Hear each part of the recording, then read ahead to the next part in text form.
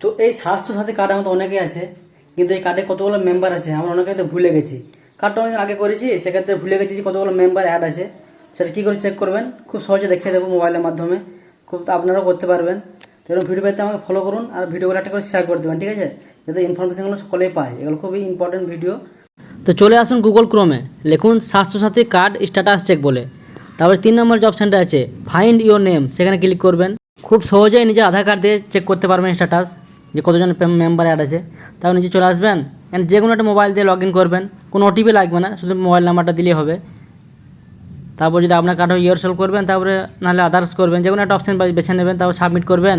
তারপরে দেখে দেখে নিজের জেলা, নিজের ব্লক, আপনি কার্ডটা কীভাবে চেক করতে চান, রেশন কার্ডের মাধ্যমে না আধার কার্ডের মাধ্যমে, তো আধার কার্ডটা চুজ করবেন।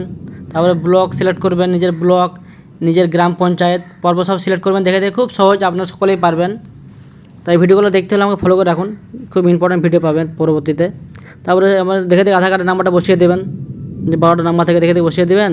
দেখবেন খুব সহজেই নামগুলো চলে আসবে যে কে কে অ্যাড আছে। কার্ডগুলো অনেকদিন আগে করা হয়েছে, সেক্ষেত্রে আমরা সকলেই ভুলে গেছি যে কতজন মেম্বার অ্যাড আছে। তো আপনারা খুব সহজে দেখতে পারবেন এভাবেই। তারপর সাবমিট করলেই দেখতে পাচ্ছেন চলে এসছে এই 3 জন মেম্বার অ্যাড আছে। তো আপনারা এভাবে করতে পারবেন। তো এরকম ভিডিও পেতে আমাকে ফলো করুন আর ভিডিওগুলো বেশি করে শেয়ার করে সবাইকে জানিয়ে দিন, ঠিক আছে। সাবস্ক্রাইব